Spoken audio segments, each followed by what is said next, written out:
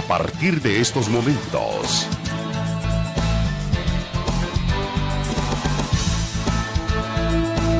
Conversando con Alfredo Villarreal. Buenas noches, ¿qué tal amigos televidentes? Bienvenidos a esta conversación de la hora en este jueves 3 de octubre, entrándole, como decimos en buen salvadoreño, al 10º mes del año. Esta noche tendremos una interesante conversación. ¿Qué opinan ustedes sobre el abastecimiento de agua potable en su hogar, en su negocio, en su oficina, en fin, cómo estamos con este recurso hídrico en nuestro país? Para ello vamos a conversar sobre las necesidades del agua, cómo están las comunidades, con el licenciado Danilo Pérez, director ejecutivo del Centro para la Defensa del Consumidor, a quien le doy la más cordial de las bienvenidas. ¿Qué tal? Muy buenas noches, Alfredo. Qué gusto volverle a ver. Sí, tanto tiempo de no vernos. Tanto tiempo de no vernos. Un saludo aquí al ingeniero. Gracias. Juan, y por supuesto aquí estamos para compartir con todas las amigas y los amigos que nos están sintonizando esta noche. Esta crisis, ¿verdad?, del agua. Hay una crisis, Sí. de los temas que hay que conversar. Eso es lo que vamos a compartir también con nosotros, el ingeniero Juan Guillermo Umaña. ¿Sabía usted? 2 veces presidente de la Asociación Salvadoreña de Ingenieros y Arquitectos y ahora vicepresidente técnico de la Asociación Interamericana de Ingenieros Sanitarios y Ambientalistas. Esta asociación tiene su sede en Sao Paulo, Brasil. Ingeniero, ya han conocido en este ambiente usted, hombre, ¿qué tal? ¿Cómo ha estado? Qué gusto enorme saludarle. Bueno, un placer siempre, Alfredo, hablar contigo y pues compartir con el CDC ahora y con los amigos que nos están viendo en sus hogares, pues poder hablar sobre esta problemática del agua. ¿También comparte usted crisis en el agua? Sí, por supuesto.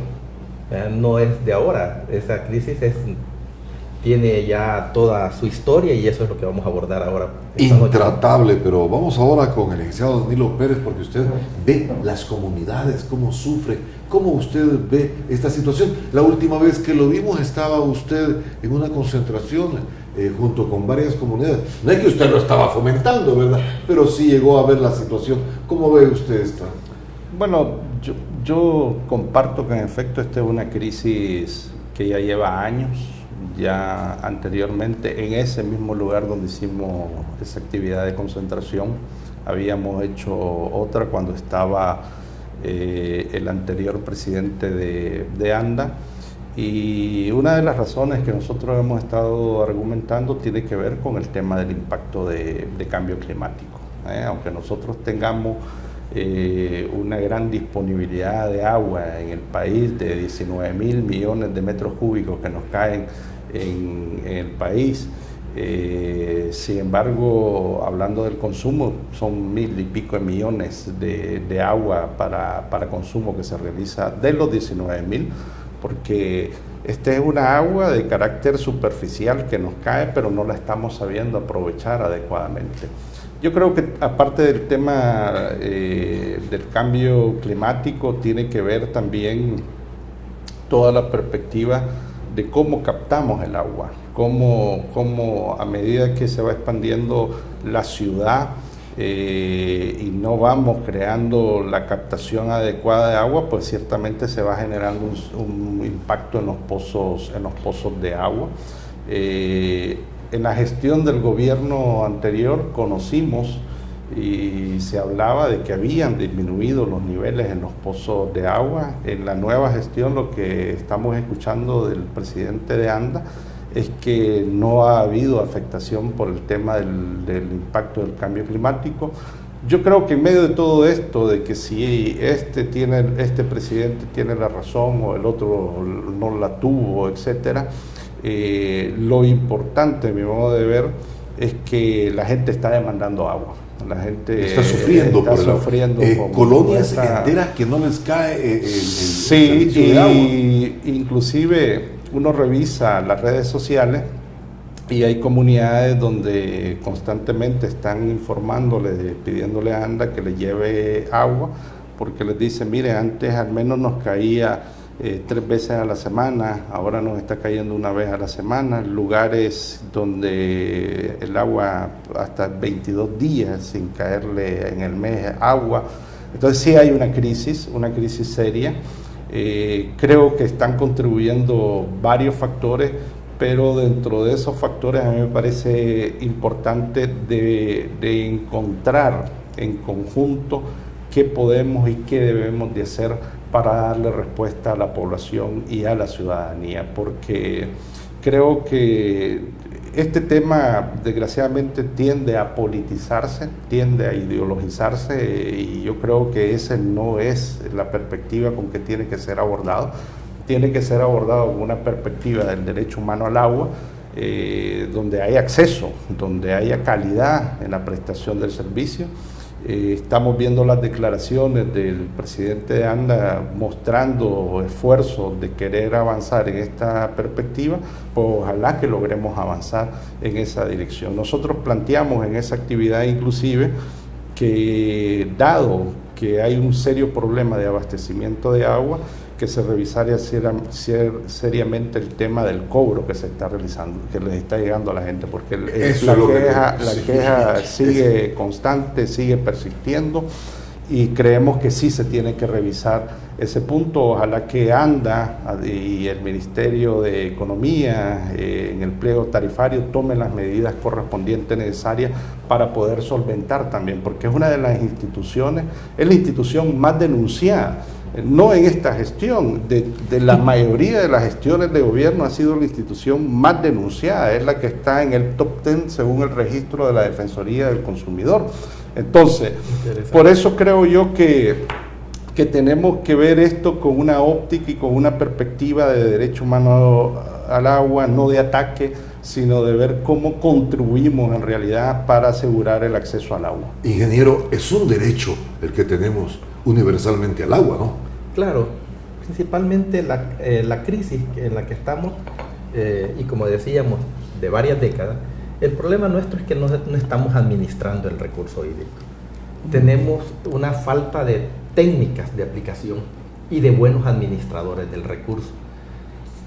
Nos hemos convertido solamente en explotadores del recurso, en usuarios del recurso, pero no existe una política del cuidado del recurso. Y para eso no necesariamente tenemos que tener una ley general de agua. Eso es lo deseable cuando se ordena, ¿verdad?, un país y pone las reglas claras. Pero el gobierno tiene todos los mecanismos y todo un marco legal para poder cuidar el recurso hídrico. ¿Hay falta de voluntad entonces, ingeniero? Sí, y precisamente uno de los grandes problemas que tenemos nosotros es la forma en cómo elegimos quienes administran estas instituciones, ¿verdad? Lleva una secuencia larga, ¿verdad? Se recuerda que antes eran militares los que llegaban. Uno de ellos hasta perdió un helicóptero, ¿verdad? El otro puso una fábrica de agua, ¿verdad? Y así podríamos contar, ¿verdad? Bastante folclórico. Folclórico y con profesionales que no tienen formación precisamente en el área, y por lo tanto obtenemos ese tipo de administraciones nefastas, ¿verdad? Y llevan realmente al caos y a la crisis que tenemos, ¿verdad? Una institución quebrada completamente, sí. Lamentablemente lo poco que puede hacer no lo hace a la velocidad requerida para la demanda que tenemos. Me está diciendo que anda obsoleta. Por supuesto, y hay que modernizarla y tiene que transformarse, ¿verdad? Y fortalecerla en el sentido de tener una buena empresa de agua. Es una empresa nació para darnos el servicio de agua, no para administrar el recurso hídrico, no es la dueña del recurso hídrico, ¿verdad? Entonces necesitamos fortalecerla para que lo haga bien lo que hace, pero no es el ente rector, ¿verdad? Y en eso está la discusión de la ley, precisamente del subsector de agua y saneamiento, y la ley general de agua. Es decir, no tenemos ente rector. No tenemos un ente rector. El ente rector de la calidad del agua es el Ministerio de Salud, ¿verdad? Y que incluso en esta propuesta de ley que están discutiendo ni siquiera está dentro de las entidades para administrar el recurso hídrico. Y también en su Código de Salud realmente le corresponde la rectoría de las construcciones y de las ampliaciones de los sistemas de abastecimiento de agua, situación que nunca asumió, situación que nunca la reglamentó. Entonces ANDA se fue adueñando no solamente de la prestación del servicio, sino que también de la rectoría de lo que le corresponde a él abastecer el agua. Igual lo hizo Agricultura, adueñándose de los sistemas de riego. Igual lo hizo la CEL, adueñándose de las retenciones y de la producción de la energía hidroeléctrica.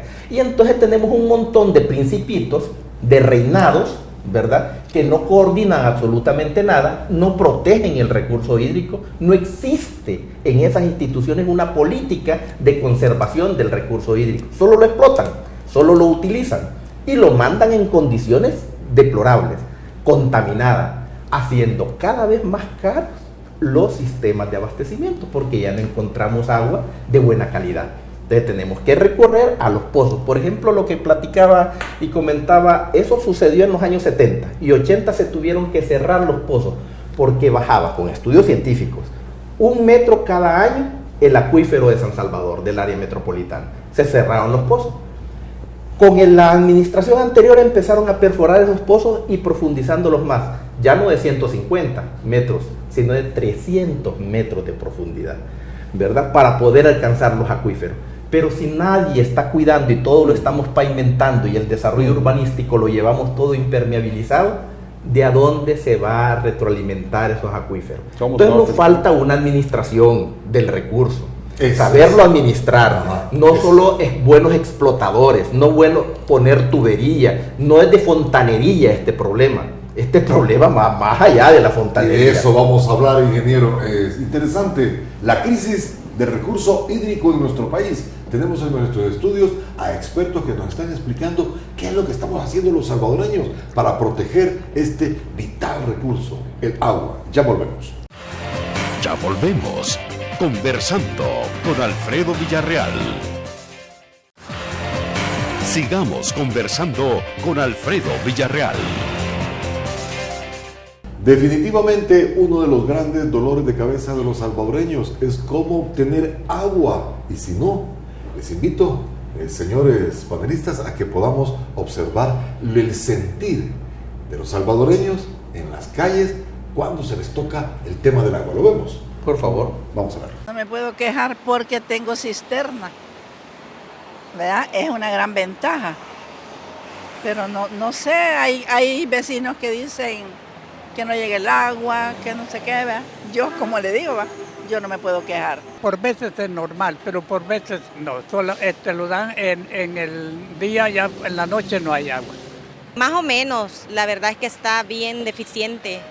Por lo menos en las colonias de nosotros nos están regulando el agua demasiado. Sí, ahí donde yo estoy sí cae agua todos los días. Pero en otros lugares veo que la gente se queja del mal servicio de agua. Pues mire, la gente está pagando el agua allí y pasan semanas uno que no tiene agua. Pasamos ahí la escasez de agua, por lo menos en mi colonia, pues. Siempre cae agua en la casa, como vivimos en un lugar céntrico, siempre cae agua. Cae, pero ve como que tanto usan toda la gente, cae un poco delgado en veces. Este es el sentir de los salvadoreños, discutida la situación, porque realmente no hay agua en los hogares salvadoreños, pero llega el recibo. ¿Qué dice el CDC ante esta situación? Sí, no, está llegando el recibo, hay creo que en la parte administrativa hay que fortalecer a lo interno de ANDA toda la gerencia administrativa que tiene que ver con el cobro, precisamente en el tema de facturación. La población se está quejando de que no les está cayendo agua y se les está cobrando. Y eso no es ilegal, licenciado. Sí, pagar yo por un servicio que no sí, estoy recibiendo. Sí, es ilegal, está reconocido en la Ley de Protección al Consumidor que nadie debe de pagar por un servicio que no se está prestando. Entonces eso está regulado y yo creo que la exigencia de la población en ese sentido, y la animamos, es a que ponga su reclamo, a que ponga su denuncia. Creo que la gente tiene razón de quejarse. Por ejemplo, nosotros hicimos un mapeo, un diagnóstico con comunidades, en 56 comunidades de 7 municipios del área metropolitana de San Salvador, y ahí encontramos que aproximadamente 39.637 niños y niñas están siendo afectados, de 75.920 familias. Se encontró, por ejemplo, en 46 comunidades personas afectadas por cuestiones gastrointestinales, 18 comunidades que presentaban alergias, la calidad del agua en 44 con sabor, en 49 comunidades con color, en 34 comunidades con olor, las horas del servicio bastante irregular, muy poca resolución a las problemáticas. De este número que he mencionado, 26 comunidades no encuentran resoluciones en sus problemáticas. Es decir, si uno analiza esto, en realidad podríamos hablar de que es un caos. Esto es un caos lo que está sucediendo. Creo que aquí no se trata de buscar el culpable, sino de encontrar la solución. Y la solución va más allá de las tuberías. Yo concuerdo con eso. La solución tiene que ver con la administración del subsector de agua potable y saneamiento. Tiene que ver con cómo estamos administrando también el recurso hídrico en el ámbito nacional. Y ahí es donde tenemos un gran vacío. Es cierto que no necesitamos una ley general de agua o una ley del subsector de agua potable y saneamiento. Sin embargo, el marco jurídico es necesario. Lo importante es ver de qué forma se fortalece la institucionalidad. Y dentro de esta institucionalidad del agua, nosotros como Centro por la Defensa del Consumidor CDC, sí hemos dicho y hemos dejado claro en muchos años atrás de que nos interesa que se fortalezca ANDA. No nos interesa, en medio de este caos, en medio de esta situación, de que venga una participación de carácter privado. No estoy diciendo de que se esté hablando de ese nivel, pero intenciones hubieron privatizadoras, y en algún momento en las gestiones de los gobiernos de Arena intentaron hacer ver mal a ANDA, hacer quedar mal a ANDA. Para justificar una intervención. Para justificar una intervención. Pero ahora bien, se vende el agua, ¿qué agua aquí, qué agua allá? No es una forma de privatizar. Es una forma de participación de actores privados, pero ojo, estamos hablando de agua embotellada, estamos hablando del mercado de aguas en pipas, etcétera. Pero hay que tener presente que el mayor prestador del servicio de agua potable y saneamiento en este país es ANDA, y a esta empresa y a esta institución hay que fortalecerla, y es del Estado y es para el Estado. Entonces ahí yo sí insisto de que todas y todos tenemos que hacer el esfuerzo de acompañar en la gestión de este gobierno, de cómo le encontramos alternativas y cómo le encontramos soluciones. Nosotros como Centro para la Defensa del Consumidor estamos proponiendo y analizando, si bien es cierto, no se puede aprobar una ley del subsector de agua potable y saneamiento en este momento, pero sí creemos que es importante que se puedan encontrar estrategias. Esperamos establecer un pronto diálogo con ANDA para caminar en esa perspectiva. Tenemos una propuesta que estamos terminando y que tiene que ver con el tema de atención a los usuarios, a los consumidores, a través de un reglamento, de una normativa que estaremos presentándole a la ANDA, de tal manera que favorezca precisamente este tipo de cuestiones. Ya las empresas de distribución de energía eléctrica tienen procedimientos de atención a los usuarios. Recientemente, a nivel de las telecomunicaciones, se han creado procedimientos y esperemos que se pueda crear también en el tema del subsector, más particularmente en el caso de ANDA. Técnicamente, ustedes son los técnicos, la calidad del agua que estamos recibiendo nos está afectando. Por supuesto. Me imagino que sí. Porque... Quiero aclarar una posición.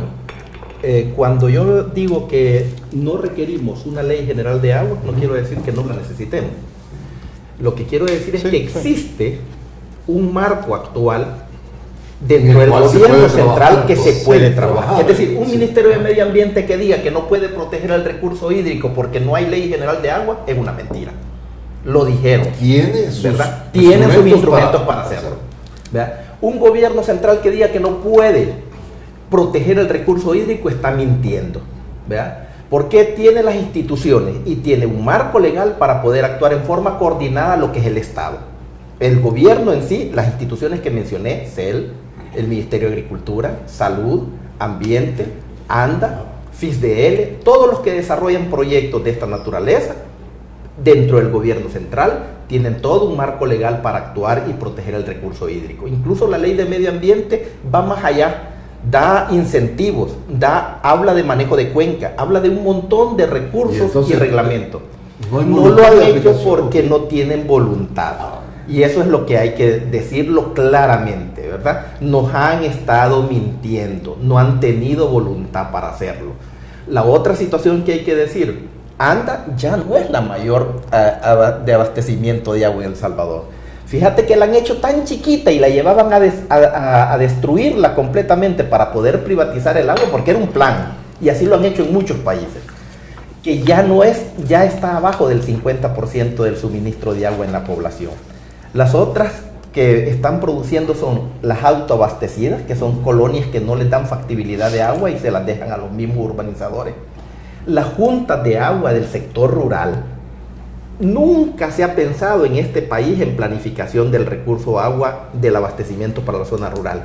Fíjate que Salud era el que tenía el PIAPAR y luego Plan Sabar. Salud ejecutaba los proyectos de agua potable en la zona rural. Nunca una institución como ANDA ha tenido inversiones grandes, sino que por donaciones y pequeñas intervenciones en la zona rural. ANDA le da agua, mejor dicho, tubería a las zonas urbanas. Sabes que en su estadística manifiesta un 95% de cobertura de agua, ¿verdad? Pero esa es tubería, no llega a 24 horas, un día sí, un día no en muchas zonas, y en otras zonas solo le llega el recibo. Entonces tenemos una institución que ha podido poner tubos, ¿verdad? Y tiene tubos por todos lados y se le revientan por todos lados. Y no es capaz de reparar una calle para no regresar nunca a repararla. La sigue reparando 10, 20 veces. Yo vivo en una calle que la reparan 20, 40 veces en el año. Y no son capaces de fijarse que eso es un reclamo de la población constante. Y que lo que hay que hacer, ¿verdad?, es no haberle permitido al urbanizador poner tuberías de esa capacidad de presión, sino que tenían que ser más altas. Y hay un acto de corrupción que se han ido haciendo a través de la historia, ¿verdad? Que ahora tenemos una red que también necesita ser rehabilitada, una inversión enorme con una institución pobre, chiquitita, que solo le alcanza para el salario. Incongruente, ¿no es eso? Y con el 50% de cobertura.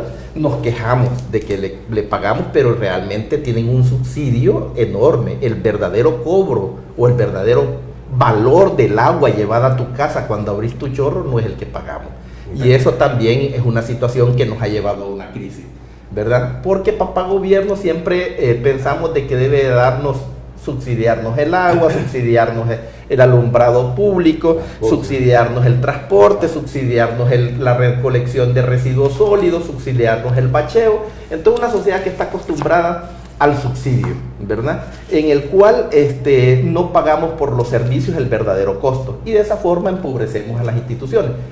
Aunado a eso, con malos técnicos a cargo de las instituciones, tenemos la tormenta perfecta, ¿verdad? En donde la situación es una crisis. Hemos llegado al punto sin retorno. Tenemos, y yo esperaría que este gobierno, que ha hablado mucho de la idoneidad de los cargos, que ha hablado mucho de poder hacer los cambios, ¿verdad? Y no solamente diferenciarnos en ya no robar, ¿verdad?, sino que también en ser eficientes y eficaces. Esa es la decisión. Vamos, amigos televidentes, de inmediato al siguiente espacio. Ya volvemos con más en este interesante tema, recurso hídrico en El Salvador. Ya volvemos, conversando con Alfredo Villarreal. Sigamos conversando con Alfredo Villarreal. En muchos hogares salvadoreños no cae el agua, o al menos irregularmente, pero también nos tenemos que pensar la calidad del agua, porque si usted está ingiriendo un agua de mala calidad, de seguro va a encontrar enfermedades en el camino, ¿o no es así? ¿Cómo está esa calidad para el Centro de Defensa del Consumidor, según las investigaciones que ustedes han hecho? ¿Y cuáles son las repercusiones, desde luego? Bueno, más que lo que nosotros podemos constatar es en materia de calidad, es estos diagnósticos que he mencionado en articulación con asociaciones de consumidores en el ámbito local. Sin embargo, tenemos los informes de carácter nacional que le compete precisamente al Ministerio de Salud sobre la calidad del agua. Sabemos que hay grandes problemas sobre esta situación, pero también yo quiero referirme en el caso particular al tema económico de este tema que estamos abordando. Yo sí creo que es importante el subsidio al tema del agua. Creo que hay gente que está recibiendo subsidio y que no lo necesita, pero también creo que hay gente que sí lo necesita. En el país, el salario promedio nacional es de 326 y pico de dólares, el promedio nacional de todas las actividades económicas de este país. El salario mínimo es de $300 para el sector comercio, $200 para el sector rural. Cuando aquí se habla de la medición de la línea de pobreza, se hace en relación a comparar el salario mínimo con respecto a la canasta básica alimentaria, que nuestra canasta básica alimentaria es de 22 alimentos. El Centro para la Defensa del Consumidor, CDC, ha planteado en reiteradas ocasiones que cuando hablamos de línea de pobreza estamos ante un espejismo. ¿Por qué? Porque no se están tomando en cuenta otros gastos de carácter esencial como son los servicios públicos y en este caso particularmente del agua. El gasto promedio nacional que invierte una familia, un hogar, es de $9.60. Ahí hay tela que cortar y hay que tomar en cuenta dentro de esa tela, como decía, que hay gente que está recibiendo subsidio y que no lo necesita, pero hay gente que sí lo necesita. Y hay elementos que quiero aprovechar en la entrevista, hablando de la tarifa comercial. Está la tarifa residencial y está la tarifa comercial. En septiembre del 2015 se hizo una reforma a la tarifa comercial, al pliego tarifario, y esa reforma, para aquellos consumidores que tienen pequeños negocios de subsistencia, quien consume hasta 6 metros cúbicos, se le incrementó la tarifa en 306.25% con respecto a la tarifa que existía en el año 2009. Al CDC llegó gente. Llegó señoras que vendían tortillas, las pupuserías, llorando con su recibo en mano. ¿De cuánto? Estamos hablando de un incremento de 306% en 6 metros cúbicos de agua. Inclusive yo he planteado y he dicho que esta tarifa es la tarifa comercial es de carácter regresivo. Yo estoy de acuerdo que se revise el tema tarifario, es decir, con la lógica de que se pague por un costo real del agua para fortalecer a la misma autónoma, para fortalecer a la ANDA. Sin embargo, hay que tener mucho cuidado por el tema de la pobreza que hay en este país. Y entonces, por eso es que estoy hablando de estos datos que tienen que ver con línea de pobreza, porque en efecto, aquí cualquiera pudiera pensar y decir que ese costo que hay que pagar, pues que sea alto en relación para poder cubrir los costos de producción, etcétera. No, yo creo que el subsidio y de protección. Yo creo que el tema subsidio, como digo, es un tema fundamental. Hay que revisar el pliego tarifario, hay que ponerle atención a ese pliego tarifario. Y lo último que sí quiero dejar claro y quiero decir, sí estoy de acuerdo con el tema de que ha disminuido la prestación de la calidad del servicio de ANDA, pero sigue siendo el mayor prestador del servicio. ANDA atiende a 167 municipios de todo el país. Eso representa a una población aproximadamente de 5 millones de habitantes.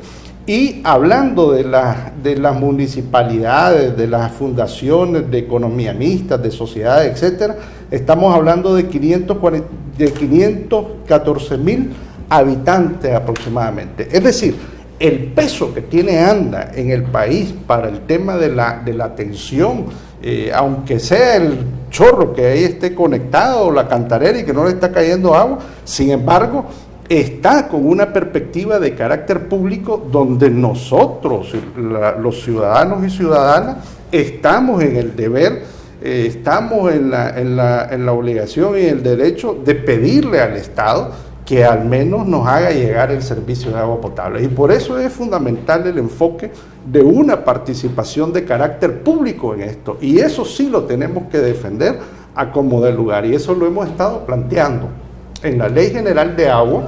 Y lástima, como no se aprueba la Ley General de Agua, entonces no se aprueba la Ley del Subsector de Agua Potable y Saneamiento. ¿Y ustedes qué piensan los técnicos? Aquí hay mano peluda, hay dolo para caer en esta crisis y así generar riqueza particular. Lo hemos planteado varias veces, ¿verdad?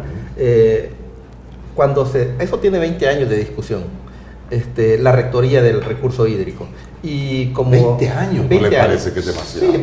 Sí, y un poco más, porque es desde como el 93, 94 que se empezó a hablar de eso.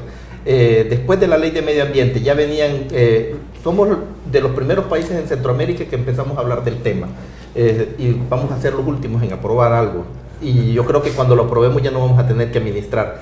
Uno de los mayores problemas que tenemos es una disminución del recurso hídrico de calidad para el abastecimiento humano. La calidad del agua se ha ido disminuyendo y en la medida en que la fuente de donde estamos tomando el agua está ya contaminada. Por ejemplo, el gran riesgo que tenemos es tomar agua del Ilopango, ¿verdad? Que ya se está diluyendo. Eso hay que tener cuidado. Pero hay serios esfuerzos para hacer el agua del Ilopango potable. Sí. ¿Se podrá? Tiene arsénico, tiene boro, tiene hierro, tiene manganeso. Entonces, existe la técnica para poderlo hacer. ¿A qué costo? ¿Tendremos otras fuentes con menor costo que invertir ahí? Es lo que se hizo hace también 20 años, el estudio. Se hizo para el Ilopango, se hizo para el Lempa, ¿verdad? Y se tenían una galería filtrantes en el Lempa, que era la mejor opción a nuestro parecer, el equipo, la parte técnica, ¿no? Pero se escogió Lempa, y se escogió Lempa con una situación terrible, ¿verdad? El río corre por gravedad hacia abajo, pero nosotros somos el único país que tenemos nuestra captación a la par de la planta de tratamiento para tener equipo de bombeo 24 horas para llevar el agua a tratar. Cuando se pudo haber hecho la captación aguas arriba y aguas abajo la planta y por gravedad poderla trabajar. ¿Quién es el dueño del mantenimiento de esos equipos de bombeo? ¿Quién es el suministrante de los químicos en este país? ¿Cómo es que hacen estos negocios que duran por años? ¿Verdad? Y se sirven en cuchara grande estos tipos de proyectos. De eso también debemos de hablar, ¿verdad? De esas condiciones en las que aprobamos la corrupción. Claro, que son actos de corrupción. Son actos, directos, inteligentes, ¿verdad? En el cual ha habido precisamente dolo. Y esa situación es lo que hay que hablar. Y precisamente yo le decía públicamente al presidente de la República que nos invitara a los técnicos en una mesa de trabajo para ver esta situación. Vea, porque yo les decía que invitaron a la niña Lilian a una mesa de trabajo para ver el problema del agua. Una consumidora, pero es un consumidor que le sabe decir en su lenguaje las cosas directas a las personas, ¿no? Hasta le puso un sobrenombre al presidente anterior, ¿verdad? Que se le conocía también al presidente de ANDA anteriormente. Pero hay que hablarlas estas cosas en forma directa y hay que decir, miren, sentémonos a planificar el recurso hídrico, ¿verdad? La gente está saliendo a la calle con las llantas porque no le llega agua, pero el problema no es que ANDA solo tiene cerrada válvula, es que no hay agua para darles. Hay que decir la verdad, las bombas están allí, los pozos están secos. ¿Y toda el agua lluvia? Pero esa es otra situación que no se está increíblemente. Pero esa parte es la que necesitamos administrar, ¿verdad? Y la gente cree que porque tenemos una lluvia de 1800 milímetros en el año, en un país que cae tanta lluvia, tenemos un recurso ilimitado. Pero el problema es que nuestro país es chiquitito, nuestros ríos son cortos y rápidamente se va al mar. Y no captamos absolutamente nada. Y deforestamos enormemente. Bueno, dicen que hemos reforestado tanto que no debería caber otro árbol en el país, vea, por todos los números que tenemos de los datos que reforestamos y hacemos plantatón y toda esa situación. Ahí es donde debemos de trabajar. La parte tarifaria de quién, por supuesto que hay personas que necesitan el subsidio, pero hay personas que no lo necesitamos, ¿verdad? Y ahora no solamente es el fortalecimiento de una administración para proporcionar agua, sino que también esa administración tenga una política de cuidado del recurso hídrico de la cuenca, que se invierta en eso. CEL genera energía, cuida la cuenca. Agricultura toma el agua de los ríos y hace riego para la alimentación, cuida la cuenca, ¿verdad? Esas son las preguntas que tenemos que hacernos. Si hemos estado trabajando como usuarios del recurso, ahora tenemos que meditar que el recurso necesita ser conservado, administrado inteligentemente, ¿verdad? Para poderlo tener. Entonces, de esa situación, anda, por más que quiera solucionar el problema es que el recurso ya no lo tiene. ¿Sí? No tiene agua. No hay agua. No hay agua. Ese es el problema. Agua de calidad Agua para de consumo calidad. humano, ¿verdad? Ahora, para hacer esa situación, tenemos que invertir en el cuidado y en la administración de ese recurso. Pero no lo estamos haciendo. No lo estamos haciendo para nada, absolutamente para nada. Por ejemplo, hablamos de subsidios. Se tenían tarifas de subsidio cruzado. Existen, ¿no? El que tiene mayores recursos y gasta más, paga más, y el que tiene menos recursos paga menos de consumo. En ese sentido, hay que analizar unas tarifas, pero hay que ponerle numerito a la inversión que hay que hacer, ¿verdad? Porque el abastecimiento de agua se vuelve un problema en la medida que no hay dinero para poder hacer inversiones. Y con lo que pagamos actualmente, jamás nos va a poder dar un buen servicio de agua. Esto se llama Callejón sin salida. Vamos al siguiente espacio. Ya volvemos. Interesantes estas ponencias. Ya volvemos. Conversando con Alfredo Villarreal. Sigamos conversando con Alfredo Villarreal. Y como dicen nuestros ponentes, estamos en una grave crisis en cuanto al uso y consumo del agua, un callejón sin salida. Ingeniero Umaña, ¿qué nos espera de continuar así técnicamente y qué es lo que tenemos que hacer? Como decíamos, el proceso ya lo tenemos y estamos ya en la noche oscura de las consecuencias. Estamos viendo consecuencias. Cada manifestación de una comunidad en la calle es una consecuencia de una problemática no atendida de décadas. La condición requiere una intervención, una política con recursos financieros, un compromiso de país de poder hacer las inversiones requeridas para la conservación del recurso y potenciar otras fuentes de agua. En plantas de tratamiento tenemos varias fuentes superficiales que estamos explotando. Siempre tenemos el gran problema que compartimos cuencas con otros países. Por ejemplo, el EMPA, que nos da energía, que nos da agricultura, que nos da agua potable, la compartimos el 40% con Guatemala y Honduras. Y ellos pueden hacer allá minería, pueden hacer cualquier cosa. Ya nos caen nosotros los residuos, y el agua traemos nosotros todo. Y entonces nos cuesta, el costo para potabilizarla cada vez está siendo más alto, ¿verdad? Porque usamos muchos químicos para poderla limpiar.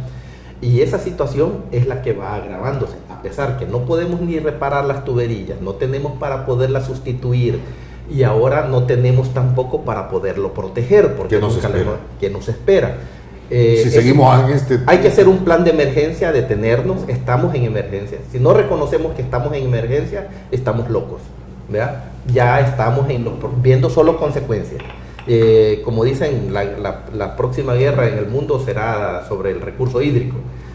Tenemos muy poco recurso hídrico como país. Ya estamos en estrés hídrico, ¿verdad? Tenemos mucho, el agua que podemos tener está contaminada en un 95-99% del agua superficial. Lo dicen los datos del Ministerio del Ambiente, no lo digo yo, ¿verdad? ¿Contaminado con qué? Contaminado con todas las ¿Es excretas. fecal? Sí, mire, cada vez que usted aprieta su botoncito, su palanca en su hogar, va a un río y luego va al mar. No estemos con cuentos de que eso se tiene tratamiento. El tratamiento es menos del 3% de lo que tenemos de las aguas residuales, de lo que tenemos no se trata, ¿verdad? El área metropolitana lo bota todo a la Celguate, que es nuestra cloaca, y lo llevamos hacia la represa hidroeléctrica y de ahí va al mar. Entonces, en condiciones deplorables, pues. Esa es una situación de inversión alta también. No hablamos de esa parte también de cómo limpiar. Y entre más ensuciemos, aumenta el costo y el recurso se hace más pequeño de dónde buscarlo. ¿Dónde encontrar recurso limpio? Ya es más difícil, porque todo lo ensuciamos, ¿verdad? Y empezamos a explotar mucho el acuífero y se va profundizando, porque todo lo impermeabilizamos. Entonces estamos jugando con poniéndonos la soga, poniendo la silla, y ya solo nos falta saltar, ¿verdad? Tremendo. En cuanto a la calidad del agua, yo sigo insistiendo, ¿qué consecuencias puede tener que estemos consumiendo, como dice el ingeniero, aguas contaminadas? No, pues terrible, hay un impacto fuerte a la salud. Vemos todos los informes del Ministerio de Salud por enfermedades gastrointestinales, precisamente que tiene gente que no tiene la capacidad de estar comprando agua embotellada. El dengue. Otro problema. El dengue no es por consumo, sí, es por almacenamiento. Sí. Entonces sí hay grandes impactos. Miren, yo en este tema creo que es importante, también lo hemos dicho y lo hemos estado poniendo en la mesa.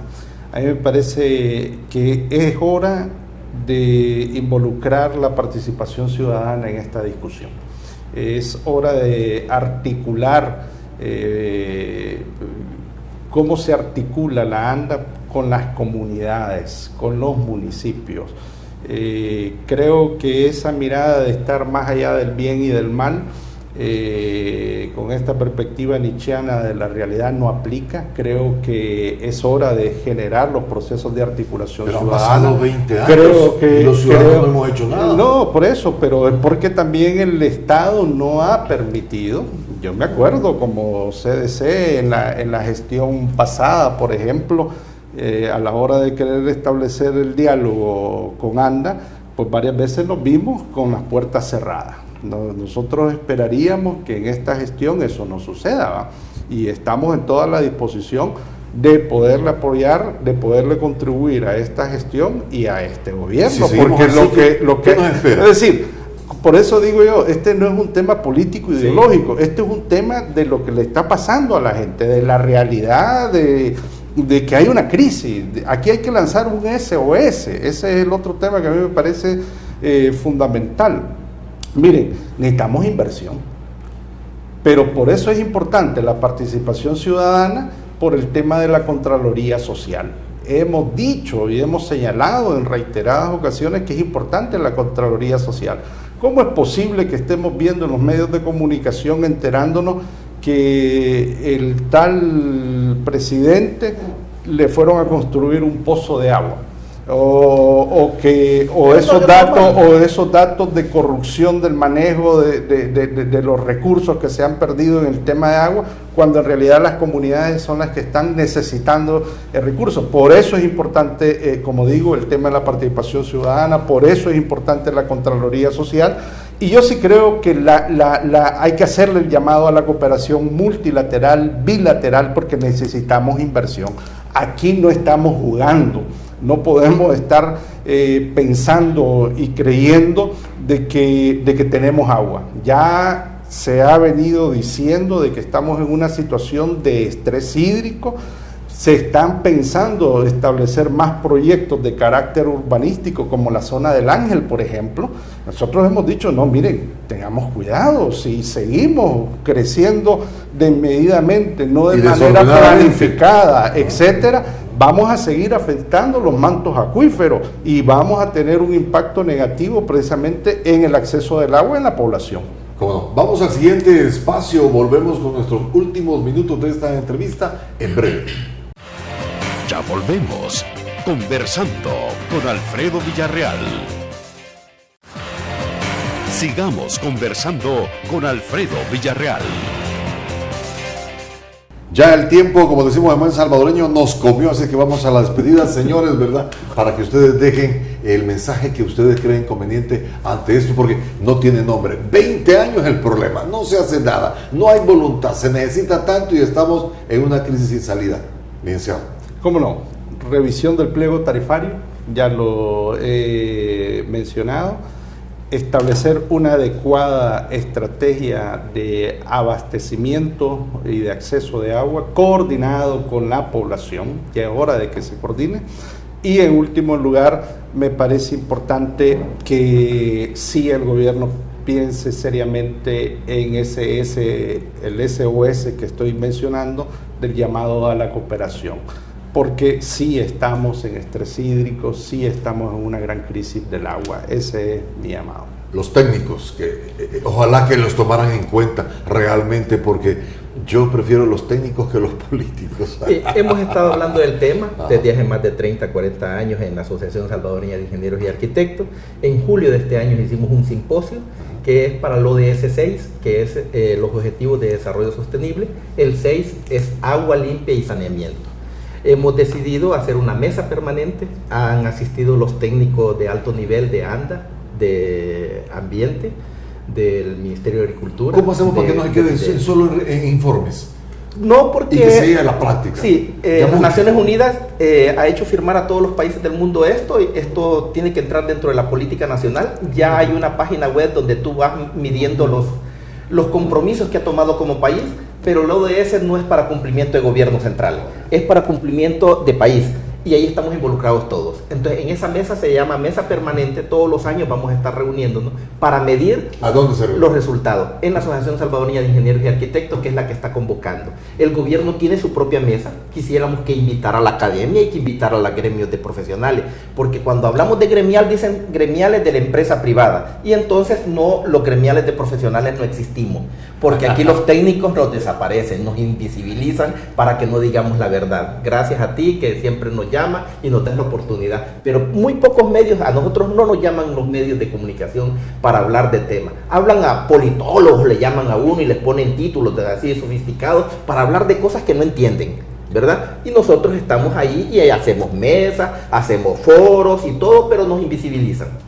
Ese es el plan, invisibilizar a la parte profesional de un país para que no se hagan las cosas bien. No nos queda más otra, ya lo último, no nos queda más la otra que pensar que alguien está promoviendo esta crisis para sacar un buen provecho. Pues yo esperaría que no.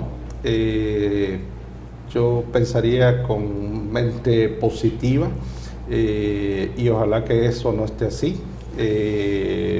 Insisto, creo que es importante el diálogo con el gobierno y tenemos que ver de qué manera le contribuimos, pero también el gobierno tiene que tener las puertas abiertas para dejarse que se le den ideas, que se le den orientación. Sin estar pidiendo ningún cargo, ¿verdad? Eso es. Nosotros es la voluntad de devolverle lo que me dio la sociedad salvadoreña en su conjunto. Me educó en una universidad, vengo de un colegio público y quiero devolverle. Claro. Y eso somos los que estamos en la asociación. Se está forjando esta situación. Siempre hay mercaderes del agua. Okay, y los mercaderes del agua andan tocando la puerta.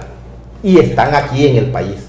Ok, perfecto. Vamos a seguir con este tema apasionante y vital, ¿verdad? Porque es la vida. Ingeniero Juan Guillermo Maña, gusto enorme. Saludos a Coyito. Qué gusto saludarle. Alfredo, muchísimas gracias. Muchas gracias, estamos a la orden. Y feliz noche a todas las amigas y los amigos que nos han sintonizado. Perfecto, pero sobre todo, gracias a usted, amigo televidente, que ha estado con nosotros. Que tenga la mejor de las noches. Después de esto, usted ya no es el mismo. Gracias por habernos acompañado en Conversando con Alfredo Villarreal.